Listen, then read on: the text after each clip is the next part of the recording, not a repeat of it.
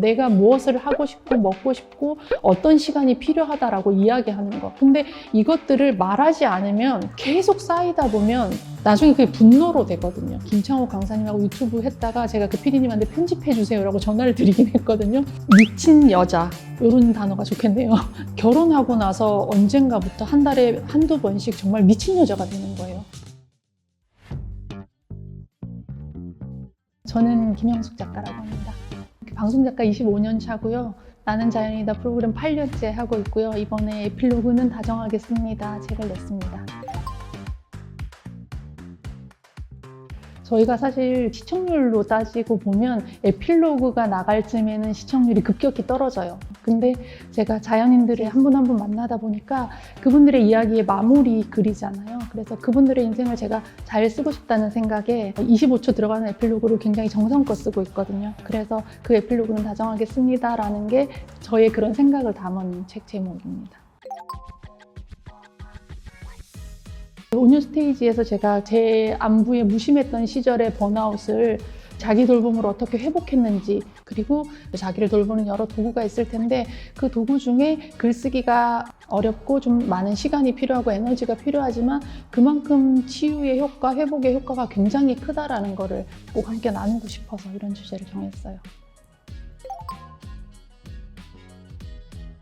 자기 돌봄의 정확한 정의는 있겠지만 제가 생각하는 자기 돌봄은 쉬운 말로는 안부인 것 같아요. 안부. 자기한테는 안부를 묻는 일들을 얼마나 많이 하시는지 모르겠지만 저 같은 경우에는 후배의 안부나 주변 지인들의 안부를 자주 묻는 편인데 정작 저한테는 안 하는 것 같아요. 가장 쉬운 예로 내가 먹고 싶은 것, 가고 싶은 것, 내가 뭘 하고 싶은 시간에 대한 요구를 거의 안 하고 살았던 것 같아요. 그래서 가족이나 누군가 지인들에게 이야기하는 것부터 시작된다고 생각해요. 내가 무엇을 하고 싶고 먹고 싶고 어떤 시간이 필요하다라고 이야기하는 것. 근데 이것들을 말하지 않으면 계속 쌓이다 보면 나중에 그게 분노로 되거든요. 그러니까 제가 이런 얘기를 가끔 하는데 김창호 강사님하고 유튜브 했다가 제가 그 PD님한테 편집해 주세요라고 전화를 드리긴 했거든요. 미친 여자, 이런 단어가 좋겠네요. 그러니까 제가 아주 정상적으로 교육을 받고 정상적으로 사회생활을 하는데 결혼하고 나서 언젠가부터 한 달에 한두 번씩 정말 미친 여자가 되는 거예요. 근데 저도 너무 충격적일 정도로 이렇게까지 내가 화를 왜 내지? 힘이 약한 아이들한테 그리고 남편한테 굉장히 폭력적이고 과한 분노를 내더라고요. 그게 저한테 좀 충격으로 다가왔었어요. 이게 뭘까? 나는 왜 이럴까? 내 안에 이상한 그런 본성이 있는 건가 했는데 지금 돌이켜 생각해보면 제가 그 자기의 안부를 묻는 일을 너무 꾹꾹 눌렀던 거예요. 그러니까 저는 제가 원하는 것을 한 번도 충족해주지 못했던 거죠. 그게 계속 쌓이다 보니까 이 사람들한테 폭발을 하게 되는 거예요. 근데 그걸 표현하지 못한 제 잘못인 거죠. 그러니까 저는 이 사람들, 내 주변 사람들이 편안하길 위해서 나한테 안부를 묻는 일을 거의 하지 않았기 때문에 그게 쌓여가는지 몰랐던 거예요. 근데 그게 소진이 분노로 나타난 거더라고요. 지금 생각해보면. 그래서 그 자기 돌봄을 좀 쉽게 얘기하자면 내가 뭐가 필요한지 나한테 안부를 물어주는 거. 지금까지 내가 밖으로 물었던 안부를 나한테 물어주는 거. 거기서부터 시작되면 점점 더 안부의 종류가 다양해지고 깊이가 다양해지고 그게 자기 돌봄으로 점점 더 깊이 있게 들어갈 수 있는 것 같아요. 저는 자기 안부를 그렇게 생각합니다. 그러니까 사람들이 너가 작가 일을 하고 있으니까 글쓰기 수업 많이 늘고 있던데 한번 해보면 어때? 이런 이야기들은 예전부터 많이 했었어요. 그리고 작가라는 게 프리랜서의 생명이 있으니까 저도 제 인생 이막을 자연인들처럼 생각을 하게 되는데 글쓰기 수업들이 굉장히 많이 늘어나고 있더라고요. 근데 내가 하고 싶은 글쓰기는 어떤 건가 라는 걸 정하지 않고 이 스텝을 밟는 건 좀 어려운 일이니까 나는 어떤 글쓰기 수업을 이끌고 싶은가를 고민을 좀 오래 했었어요. 근데 글쓰기 스킬을 가르쳐주는 일은 별로 하고 싶지 않더라고요. 사실 제 스킬이 맞는 건지도 모르고 이건 그냥 저에게 맞춤인 거고 글쓰기 스킬이라는 게 정답이 없는 거잖아요. 그런 일을 하는 게 제 성향과 안 맞더라고요. 그럼 나는 글쓰기를 통해서 뭘 하고 싶은가를 고민해 봤을 때 제가 언젠가 다시 나를 만날 수 있다면이라는 주제로 글쓰기 수업을 정식이 아니라 한번 한 적이 있었는데 그 수업에 오셨던 10분 정도가 그 글을 쓰고 읽는데 그렇게 많이 우실 거라고 생각을 못 했어요. 그래서 진행하는 저도 좀 당황스러울 정도로. 그래서 글쓰기를 통해서 나의 이야기를 하고 나를 안아준다는 게 얼마나 큰 효과가 있는지를 제가 그 공간 안에서 체험을 했어요. 있는 그대로, 존재 그대로 받아들여주는 거, 그게 가장 큰 효과이고 내가 하고 싶은, 지향하는 글쓰기의 성격이 아닐까. 보통 직장에 가면 힘들어야 되는데 저희 팀장님이 저한테 그런 말을 하세요. 이렇게 즐겁게 일할 거면 돈을 내고 다녀. 그런 얘기를 하실 정도로 회사 가는 게 재밌었어요. 답사 가는 것도 재밌고, 저는 자연을 좋아하니까 누군가 이야기를 듣는 것도 재밌고, 제가 작가가 아니라면 그분들의 이야기를 들을 수가 없잖아요. 그걸 8년 동안 할 수 있었다는 게 저한테 너무 행운이기도 하고요. 근데 초창기에는 물론 이런 마음이 들진 않았어요. 초창기에는 대기업 사내 방송을 했었기 때문에 굉장히 좋은 환경에서, 뭐 좋은 환경이라는 게 편안한 환경이겠죠. 그런 환경에서 일을 하다가 답사를 가야 되고 산을 가야 되고 강에 뭐 보트도 가끔 타야 되고, 그러다 보니까 그냥 도시에서 하는 일을 할까? 내가 굳이 이런 일 뭐하러 할까? 그런 생각이 들었고, 그분들을 만나 뵐 때도 이렇게 자연에서 사는 게 좋아 보여, 이런 느낌보다는 굳이 뭐하러 이렇게 사람들하고 단절된 곳에서 와서 살지? 그리고 이렇게 불편한 생활들을 굳이 왜 하지? 그런 마음이 초창기에 훨씬 더 컸었어요. 근데 몇 년간 하다 보니까 그분들하고 이야기를 나누면서 제가 느낀 게, 모든 사람에게 다 매력 포인트가 있구나. 그 사람 고유의 빛나는 별이라고 하면 좀 추상적인데 마음에 와닿지는 않는데, 매력이 없는 사람은 없구나라는 게 느껴지고, 이 매력을 너무 사랑스러우세요. 어른들인데도. 그런 부분들을 시청자들한테 어떻게 잘 전해줄까, 그런 마음이 들기 시작하더라고요. 그게 아마 저한테는 사람을 바라보는 시점의 전환인 것 같아요. 그렇게 보다 보니까 그분들의 삶에서 제가 배울 게 있다는 게 느껴지더라고요. 이분들한테 가면 어떤 생각이 드냐면, 자기의 것을 되게 기뻐하고 자랑하고 뿌듯해하고 그런 얼굴들이 보여요. 그런 얼굴이 어떤 얼굴인지를 알게 돼요. 근데 도시에서는 사실 그런 얼굴을 잘 보기 어렵거든요. 뭔가 상업적인 얼굴, 혹은 지쳐있는 얼굴, 아니면 정말 자본주의로 뭔가 흘러가야만 나오는 에너지들, 이런 게 있는데, 그분들한테는 아무런 원동력이 없는데 그런 게 다 있어요. 에너지와 행복과 뿌듯한 거, 이런 것들이 다 있어요. 뭘까 싶은 생각이 드는 거예요. 근데 그분들은 자기 집을 소개하면서도 얼마나 애들 같은지 몰라요. 너무 신나 있어. 마치 6살, 7살 남자아이들 같은 그런 모습으로 자기 집을 다 소개해요. 그리고 끝도 없이 이야기하세요. 좋다라는 얘기를. 그런 이야기들을 그렇게 많이 하는 걸 보면서, 나는 과연 저런 말을 저렇게 많이 하고 있나? 내 얼굴에는 저 사람들의 얼굴이 있나? 그런 생각이 들면서, 그분들을 만나는 게 저한테 귀찮은 답사가 아니라, 일이 아니라, 피곤한 산을 가는 게 아니라 정말 힐링이구나. 눈으로도 힐링이고 마음으로도 힐링이구나. 그런 생각에 되게 감사하게 됐어요.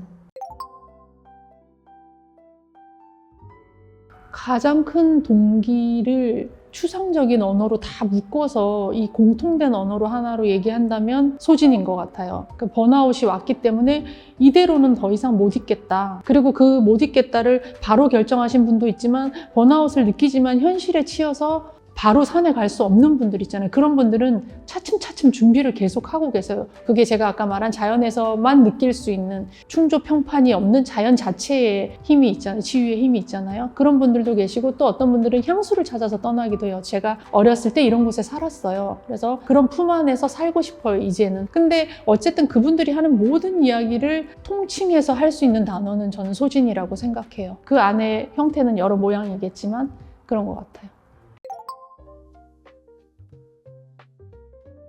내가 다른 사람한테 조금 사랑받고 싶어서, 그 사랑이 떠날까봐, 그런 관계가 멀어질까봐 계속 불안해서 자기 돌봄보다는 타인에게 어떻게 보이느냐에 좀 더 포커스가 있었던 것 같아요. 그리고 내가 나의 필터링을 너무 많이 해서 나라는 산을 넘는데 너무 오래 걸리는 것 같다는 생각이 들더라고요. 제가 제일 많이 하는 말 중에 저는 괜찮아요 라는 말을 제일 많이 했어요.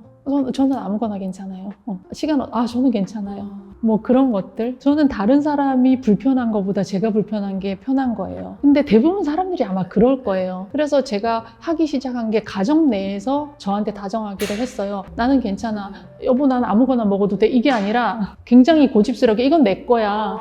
나는 오늘 초밥을 먹고 싶어. 나는 오늘 돈가스 먹지 않을래. 이런 것들 있잖아요. 그런 사소함부터 다정함을 해봤어요. 그게 진짜 별거 아닌 것 같은데 되게 용기가 필요해요. 왜냐면은 그 돈가스를 먹고 싶었던 아이들을 초밥을 먹으면서 불편해하는 얼굴을 제가 지켜봐야 하잖아요. 그게 너무 불편해요. 제가 맛없는 돈가스를 먹고 말지. 근데 그것들이 불편했는데도 시작해보기 시작했어요. 왜냐면은 내가 해보지 않았기 때문에 에너지가 들어가는 거겠죠, 그게. 그리고 뭐 드실래요? 뭐가 괜찮으세요? 아, 죄송한데 전 커피를 안 마셔였어요. 이런 말들을 해보기 시작했어요. 그게 너무 제 마음을 편하게 하는 걸 보면서 안쓰럽더라고요. 요것도 안 해줬단 말이야. 나한테 내가 만나는 수백 명에게 다 괜찮다고 해놓고 나한테 그걸 안 해줬단 말이야 라는 게 처음에 안쓰러운 마음이었고, 두 번째는 제가 북스테이를 우연히 하게 됐어요. 3박 4일을. 책 마지막에 쓰면서. 근데 그때 너무 좋았던 게 뭐냐면 제가 자고 싶은 시간에 자고 일어나고 싶은 시간에 일어나는 그 두 가지밖에 안 한 거예요. 근데 그 4일이 저한테 천국같이 느껴졌는데, 그때 제가 자연인 분들 하신 말씀이 떠오르는 게 뭐가 제일 좋아요? 그러면 아유, 자고 싶을 때 자고 먹고 싶을 때 먹는 게 제일 좋아 그러는 거예요. 그게 뭐가 그렇게 좋을까 생각했는데, 생각해보면 제가 지금 50인데 40여 년간을 자고 싶을 때 자거나 일어나고 싶을 때 일어나지 않았어요. 알람 때문에 일어나고 아이 학교 때문에 일어나고 제가 회사 가야 되기 때문에 일어났지, 제 의지대로 일어나는 거는 아마 아기 때밖에 없을 거예요. 이런 정도의 자유조차도 나를 돌보는 거고 나에게 안부를 물어주는 일이구나라는 생각이 들면서 너무 기쁜 거예요. 그 4일이 저한테 엄청난 휴가고 에너지였거든요. 제가 이 책을 쓰는 과정에서 나쁜 일들이 몇 가지 생겼어요. 제가 글쓰기를 하고 자기 돌봄을 시작하지 않았다면 다 주저앉아 버렸을 것 같아요. 그 자기 돌봄을 시작하면서 든 생각은 내가 편한 거, 내가 하고 싶은 거, 너가 먼저라는 생각이 계속 들었던 거예요. 내가 너를 응원해 줄게라는 마음이 계속 생겼던 거예요, 밑바탕에. 그러니까 그런 일들도 감당해낼 수 있는 거예요. 그거는 그냥 일어날 수밖에 없는 일이고, 너는 너대로 열심히 한 거야 라고 이게 분리가 되더라고요. 그러니까 어떤 마음이 드냐면 나한테 앞으로 살면서 수많은 파고들이 올 텐데 그것들과 지금 나의 자존감과 분리가 되겠구나 라는 생각에 저도 좀 놀란 거예요. 제가 이렇게 담담한 사람이 아니거든요. 그래서 제가 더 확신을 가지게 되니까 글쓰기를 하면서 쓰세요 라고, 스킬은 이게 정답입니다라고 말할 수 없지만 쓰는 건 정답입니다라고 말할 수 있게 되는 거예요. 그러면서 제가 글쓰기의 효과에 관한 논문도 찾아보고 과학적, 의학적 근거도 찾아보고, 그렇게 하면서 이게 얼마나 정신건강에 좋으며 스트레스 해소에 좋고 심지어 면역 강화에도 좋고 이런 논문들을 막 찾기 시작했어요. 그런 것들이 다 하나하나 맞아 떨어진 게 아닌가 싶은 생각이 들어요. 자기 돌봄에 가장 취약할 수밖에 없는 사람들을 꼽으라면 워킹맘인 것 같아요. 일을 하지 않는 엄마든 일을 하는 엄마든 아이들을 위해서 자기 돌봄을 일단 희생하고 있잖아요. 근데 워킹맘의 경우에는 희생도 하면서 회사에서 또 자기의 몫을 해내야 되니까 저는 그게 가장 힘들었고 자기 돌봄이 가장 안 될 수밖에 없는 시기가 그때라고 생각해요. 그리고 아이도 이 정도는 양보할 수 있으니까 라는 시기가 오는데, 근데 그 이전의 아이들에게는 자기 돌봄을 모두 다 희생하고 싶을 만큼 아이들이 예쁘고 아직 약하고 그리고 엄마의 손길이 너무 필요한 시기거든요. 이 시기에는 거의 자기 돌봄이 1도 없다라는 생각이 저는 들어요. 그분들에게 일을 하고 아이를 키우면서 어떻게 자기 돌봄을 할 수 있을까? 어떤 시간들을 내서, 엄마들 거의 육퇴라고 하잖아요. 그러니까 회사 갔다 와서 육퇴하고 남은 30분 동안 혼자 맥주 한 잔 마시고 자는 게 자기 돌봄 끝이라고 하는데, 그런 것들 이외에 자기 돌봄을 할 수 있는 방법이 뭐가 있고 시간이 뭐가 있고 어떤 사람들과 관계하는 게 그런 부분에 도움이 되는지 좀 더 구체적으로 얘기하고 싶기는 해요. 가장 제가 마음이 쓰이는 부분이기도 하고요. 저 같은 경우에는 그런 시대도 아니기도 했고, 너무 옛날 사람 같네요. 50대쯤 되면 이제 대부분 다 아주 높은 자리에 있거나 아니면 이제 퇴직을 앞두고 있거나 그런 분들이실 것 같아요. 어느 정도 성과를 이룬 뒤에 자기가 어떻게 잘 살아왔는가를 좀 되돌아보는 시점이 되는 것 같아요. 내가 그동안 살아온 것에 대한 더 잘하지 못했다라는 자기 스스로의 평가를 하지 않았으면 좋겠다. 그동안 내가 얼마나 힘들게 살아왔고 얼마나 버텼고 얼마나 애썼고 잘해왔는지에 대해서 좀 이야기를 하고 싶다라는 생각이 많이 들고요. 지금부터는 좀 더 그 포커스를 나한테 맞춰서 내가 정말 내 편이 돼줘서 내가 나를 후원해주고 내가 나를 응원해주는 그런 마음을 좀 가질 수 있도록 그런 이야기들을 좀 하고 싶어요. 12월 30일 7시 반 온유 스테이지에서 올 한 해 수고한 우리에게 다정한 안부를 묻는 시간을 함께 가졌으면 좋겠습니다. 많이 와주세요.